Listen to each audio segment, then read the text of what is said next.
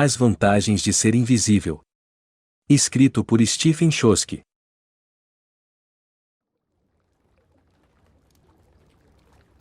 29 de abril de 1992. Querido amigo, eu queria dizer que as coisas estão melhores, mas infelizmente isso não é verdade. É duro também, porque as aulas recomeçaram e não posso ir aos lugares que costumava ir. E não pode ser como era antes. E eu ainda não estava pronto para dizer adeus.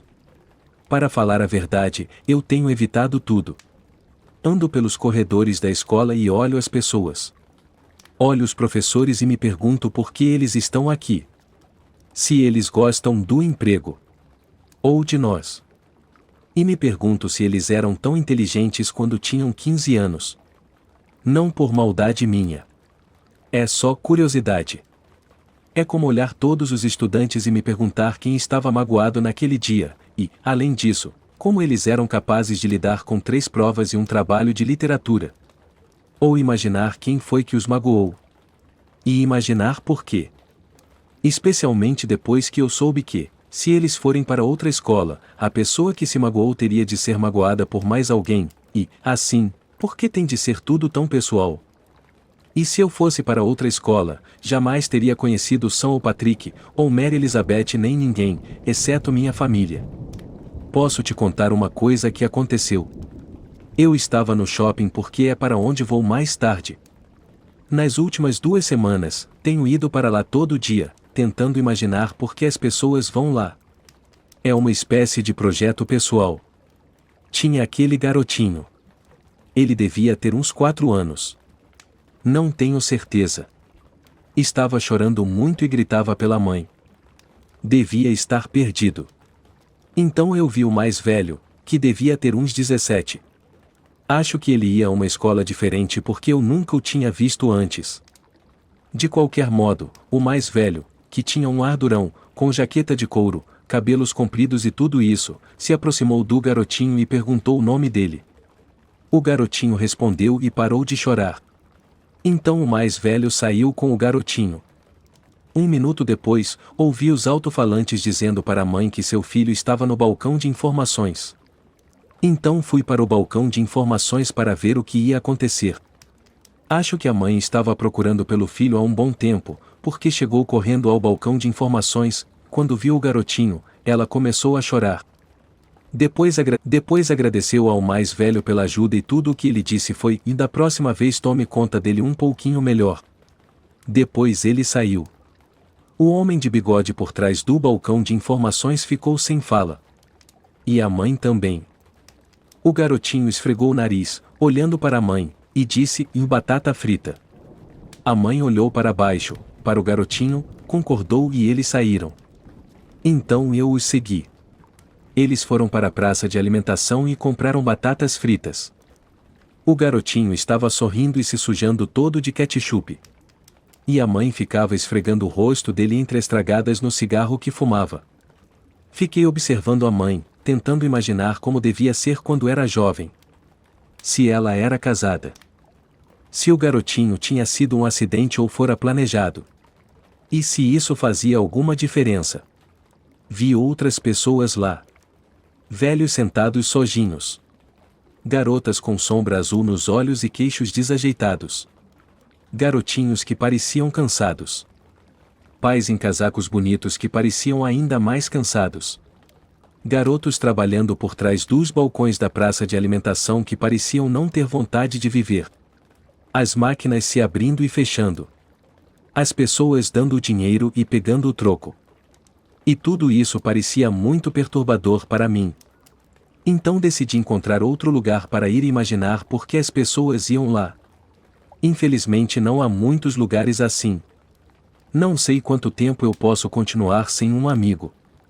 Eu costumava ser capaz de fazer isso com muita facilidade, mas foi antes de eu saber como era ter um amigo. É muito mais fácil não saber das coisas de vez em quando. E apenas comer batatas fritas com sua mãe.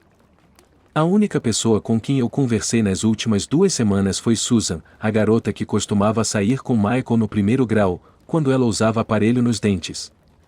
Eu a vi parada no saguão, cercada por um grupo de garotos que eu não conhecia. Todos estavam rindo e fazendo piadas sexuais, e Susan estava se esforçando para rir junto com eles. Quando ela me viu me aproximando do grupo, seu rosto ficou cinzento. É como se ela não quisesse se lembrar de como era 12 meses atrás, e certamente não queria que os garotos soubessem que ela me conhecia e era minha amiga. Todo o grupo ficou em silêncio me encarando, mas eu não os percebi. Só olhei para Susan, e tudo o que eu disse foi: "E nunca sentiu a falta dele?" Não disse isso por maldade, nem a estava acusando de nada. Só queria saber se alguém mais se lembrava de Michael. Para falar a verdade, eu estava meio chapado e não conseguia tirar a pergunta da minha cabeça. Susan ficou perplexa.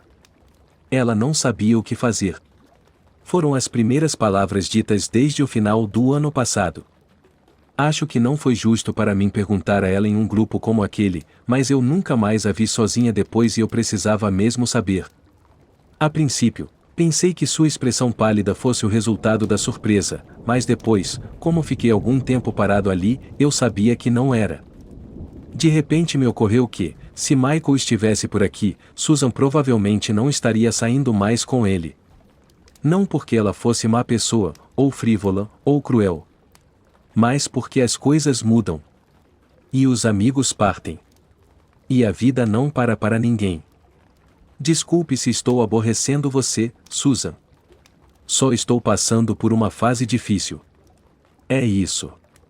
Tudo de bom para você, eu disse e me afastei. Meu Deus, esse garoto é um puta normal, ouvi um dos garotos sussurrando quando eu estava a meio caminho do saguão. Ele disse isso mais como uma constatação e Susan não o corrigiu. Não sei se eu mesmo teria corrigido. Com amor, Charlie. 2 de maio de 1992. Querido amigo, alguns dias atrás, eu fui ver Bob para comprar mais maconha. Devo dizer que eu me esqueci de que Bob não vai à escola conosco. Provavelmente porque ele assiste mais televisão do que qualquer um que eu conheço, e ele é muito bom com trivialidades. Você devia vê-lo falando de Mary Tyler Moore. É meio assustador. Bob tinha uma forma muito específica de viver. Ele disse que toma banho dia sim, dia não. Pesa seus papelotes diariamente. Ele disse que quando você está fumando um cigarro com alguém, e tem um isqueiro, deve acender o cigarro do outro primeiro. Mas se você tem fósforos, deve acender o seu primeiro, para respirar o enxofre prejudicial antes do outro.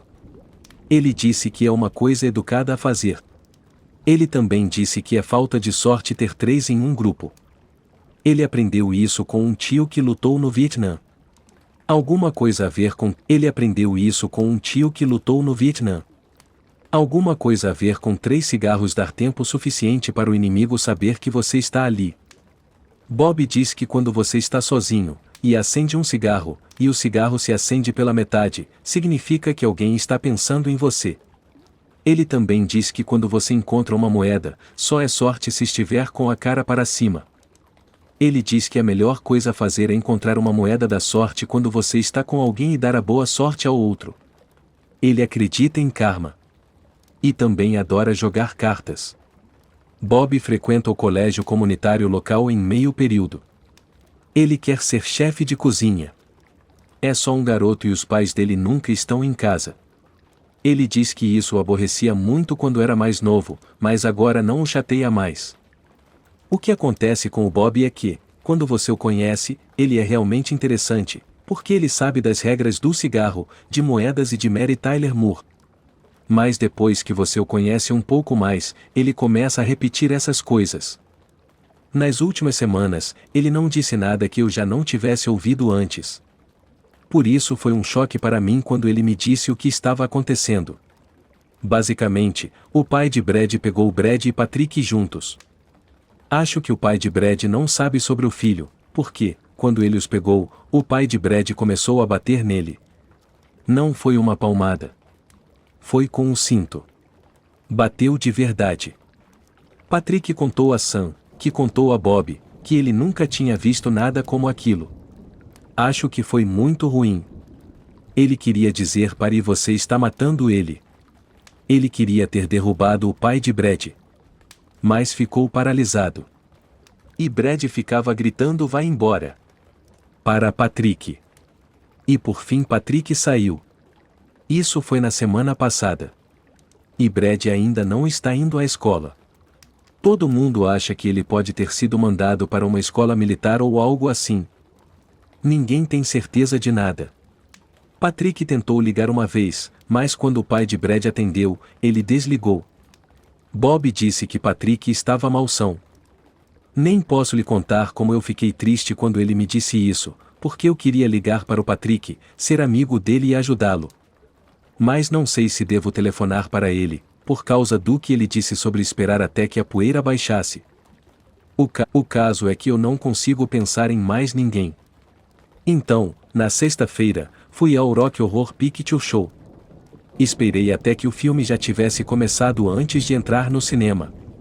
Não queria estragar o show para ninguém. Eu só queria ver Patrick interpretar Frank Forter como ele sempre faz, porque eu sabia que, se o visse ali, eu saberia que ele estava bem. Da mesma forma que minha irmã ficando louca comigo por fumar cigarros. Sentei na última fila e olhei para o palco. Ainda havia algumas cenas antes da entrada de Frank Forter. Foi quando eu vi Sam interpretando Janete. E senti muito a falta dela. E lamentei tanto estar sentindo a falta de todo mundo. Especialmente quando vi Mary Elizabeth interpretando Magenta. Foi muito difícil assistir a tudo isso. Mas Patrick finalmente apareceu como Frank Forter, e ele estava ótimo. Na verdade, estava melhor do que antes de várias maneiras. Foi tão legal ver todos os meus amigos. Saí antes que o filme terminasse. Fui para casa ouvindo algumas das canções que ouvia naquelas vezes em que éramos infinitos. E fingi que eles estavam no carro comigo. Cheguei a falar em voz alta. Disse a Patrick como eu o achava ótimo. Perguntei a Sam sobre Craig. Disse a Mary Elizabeth que eu lamentava muito e o quanto realmente gostei do livro de Camis e queria fazer perguntas sobre ele. Mas então parei, porque aquilo estava me deixando muito triste. Eu também pensei que se alguém me visse falando alto sozinho no carro, seus olhares me convenceriam de que o que estava errado comigo poderia ser pior do que eu imaginava. Quando cheguei em casa, minha irmã estava vendo um filme com um novo namorado. Não há muito a dizer a respeito dele, exceto que seu nome é Eric, ele tem cabelo curto e é calouro. Eric tinha pegado o filme na locadora. Depois de um aperto de mãos, perguntei sobre o filme, porque não reconheci, exceto por um ator que costumava fazer um programa de TV e eu não conseguia lembrar o nome dele. Minha irmã disse: "É uma idiotice. Você não vai gostar." "É sobre o quê?" perguntei. Ela disse: "Vá, qual é, Charlie? Já está quase acabando. Tudo bem para você se eu assistir ao final?" "Você pode assistir quando nós sairmos", minha irmã respondeu. Perguntei. Ela disse: "Vá, qual é, Charlie? Já está quase acabando. Tudo bem para você se eu assistir ao final?" "Você pode assistir quando nós sairmos", minha irmã respondeu. "Bom, e se eu assistir ao final com vocês? Depois posso rebobinar e ir até o ponto em que comecei a assistir." Foi quando ela interrompeu o filme. "Você não se manca?" "Acho que não. Queremos ficar sozinhos, Charlie." "Oh. Desculpe." Para falar a verdade, eu sabia que ela queria ficar sozinha com Eric, mas eu queria muito ter companhia. Mas eu sabia que não era justo estragar o tempo dela só porque eu sentia falta de todo mundo, então apenas disse boa noite e saí. Fui para o meu quarto e comecei a ler o novo livro que Bill me deu.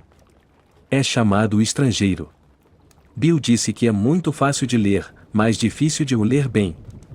Não tenho ideia do que ele quis dizer, mas até agora estou gostando do livro. Com amor, Charlie. 8 de maio de 1992. Querido amigo, é estranho como tudo pode voltar ao que era antes tão de repente quanto mudou originalmente. E quando uma coisa acontece e, de repente, tudo volta ao normal. Na segunda, Brad voltou à escola. Ele parecia muito diferente. Não que estivesse machucado ou coisa assim. O rosto dele na verdade parecia bem. Mas antes Brad sempre foi aquele cara que andava pelo corredor de cabeça erguida. Não consigo descrever de outra forma. É que algumas pessoas andam olhando para o chão por algum motivo. Elas não gostam de olhar os outros nos olhos. Brad nunca foi assim.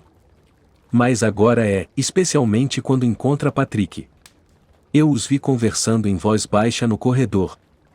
Eu estava longe demais para poder ouvir o que diziam, mas posso contar que Brad estava ignorando Patrick. E quando Patrick começou a se irritar, Brad apenas fechou seu armário e se afastou. Não foi estranho porque Brad e Patrick nunca se falaram na escola, porque Brad queria que fosse um segredo. A parte estranha é que foi o Patrick quem se aproximou de Brad. Então acho que eles não se viam mais nos campos de golfe. E não se falavam mais ao telefone. Depois, à tardinha, eu estava fumando um cigarro no lado de fora, só, e não se falavam mais ao telefone. Depois, à tardinha, eu estava fumando um cigarro no lado de fora, sozinho, e vi Patrick sozinho, também fumando. Eu não estava perto o bastante para realmente vê-lo, mas não quis interromper aquele momento tão pessoal, e então não me dirigi a ele. Mas Patrick estava chorando. Estava chorando muito. Depois disso, onde quer que eu o visse, ele não parecia estar presente. Parecia que estava em outro lugar. E acho que eu sabia disso, porque é assim que as pessoas costumavam dizer que eu era. Talvez elas ainda falem essas coisas. Não sei. Na quinta-feira, aconteceu uma coisa horrível. Eu estava sentado sozinho no refeitório, comendo um bife, quando vi Patrick se dirigir para Brad, que estava sentado com os colegas do time de futebol, e eu vi Brad o ignorar como havia feito no armário. E vi Patrick ficar com muita raiva, mas Brad ainda o ignorava. Então vi Patrick dizer alguma coisa, e ele parecia furioso quando se virou para sair. Brad ficou sentado por um segundo, depois se virou. E então eu ouvi. Foi alto o bastante para que algumas mesas ouvissem o que Brad gritou para Patrick, enviado. Os colegas de futebol de Brad começaram a rir. Algumas mesas ficaram em silêncio quando Patrick se virou. Estava furioso como o diabo. Não estou brincando. Disparou como uma bala até a mesa de Brad e disse: "Do que foi que você me chamou?" Meu Deus, ele estava louco. Nunca vi o Patrick assim antes. Brad ficou quieto por um momento, mas os colegas começaram a provocá-lo, empurrando seus ombros. Brad olhou para Patrick e disse mais lentamente com mais maldade do que da primeira vez: "Eu chamei você de veado." Os colegas de Brad começaram a rir ainda mais alto. Quer dizer, até que Patrick deu o primeiro soco. Foi meio sinistro quando todo o refeitório ficou em silêncio, e depois a barulheira começou. A briga foi dura. Muito mais dura do que aquela que eu tive com Shane no ano passado.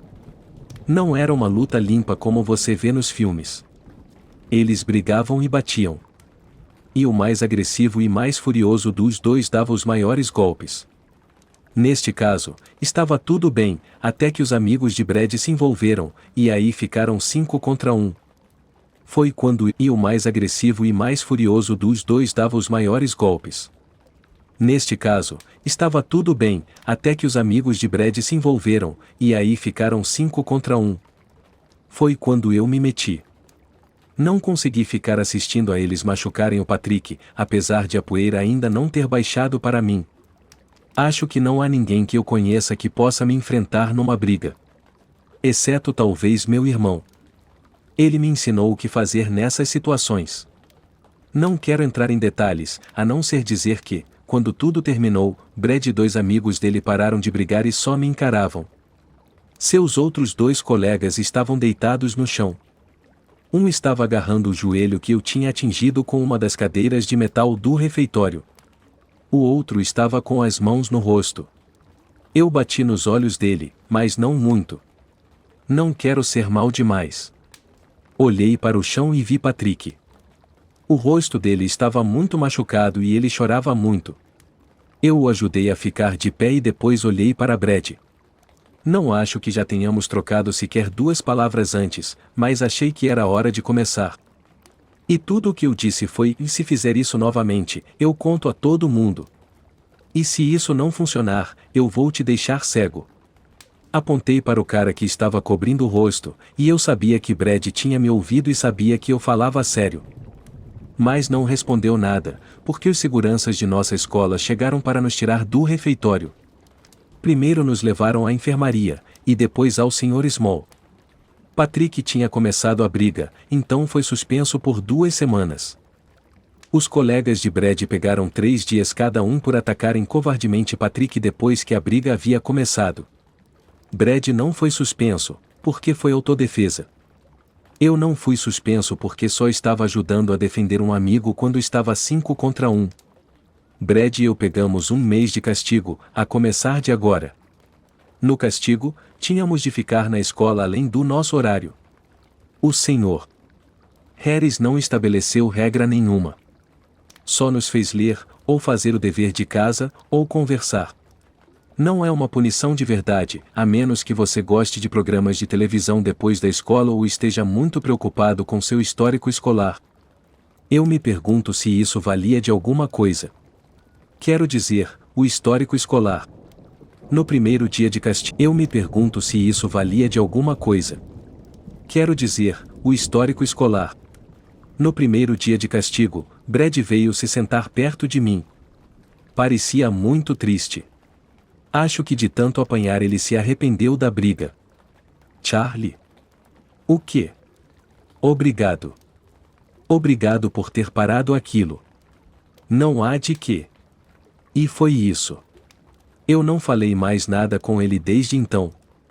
E ele não se sentou perto de mim hoje. A princípio, quando ele disse isso, eu fiquei meio confuso.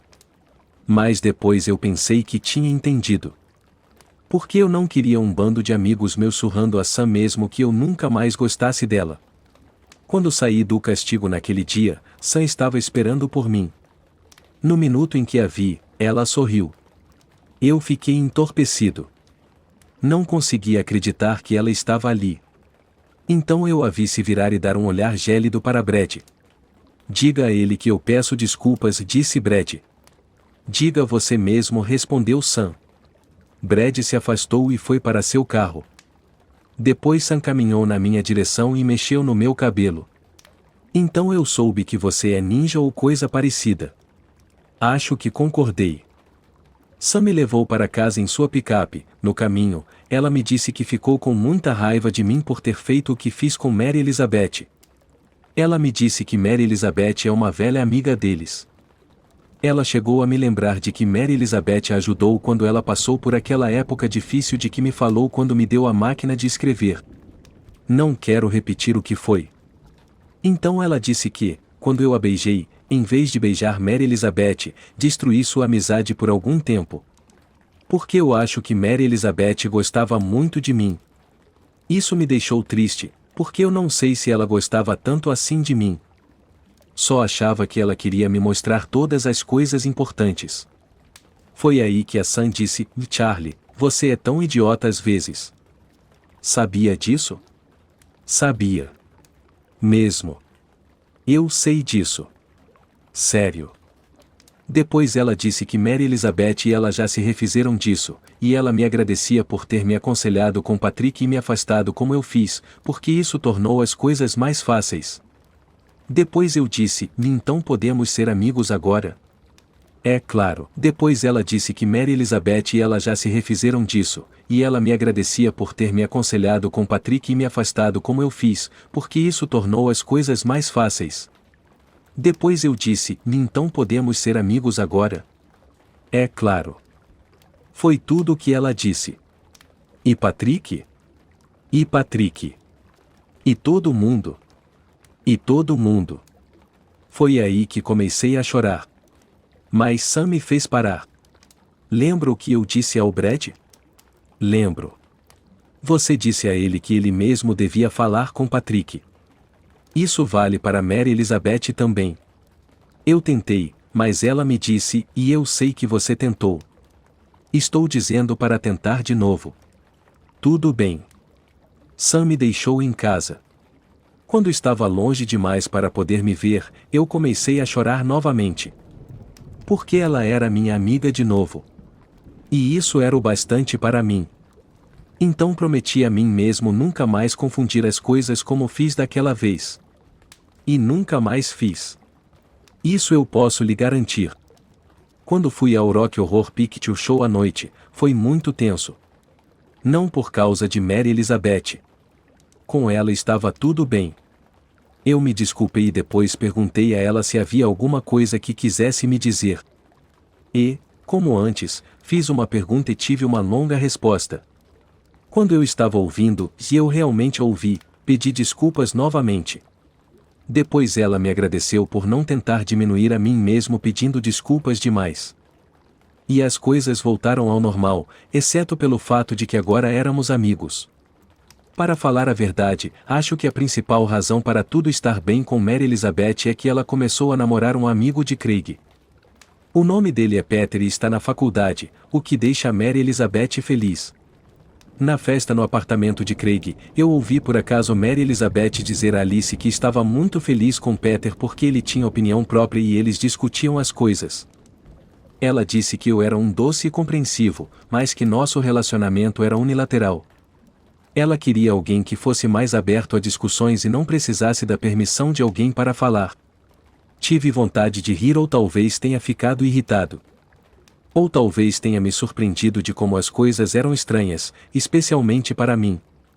Mas eu estava numa festa com meus amigos, ou talvez tenha me surpreendido de como as coisas eram estranhas, especialmente para mim.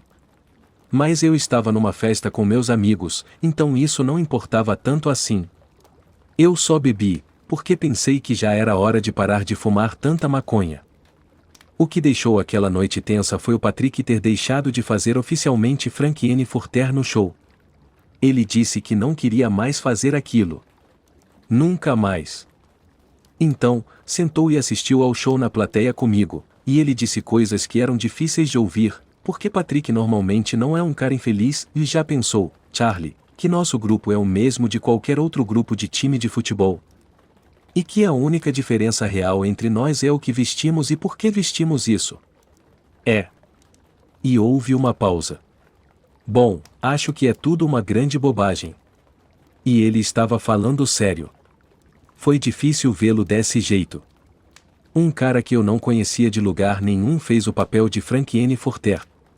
Ele tinha substituído Patrick por muito tempo e agora teve sua oportunidade. Era muito bom também. Não tão bom quanto Patrick, mas era muito bom. Com amor, Charlie.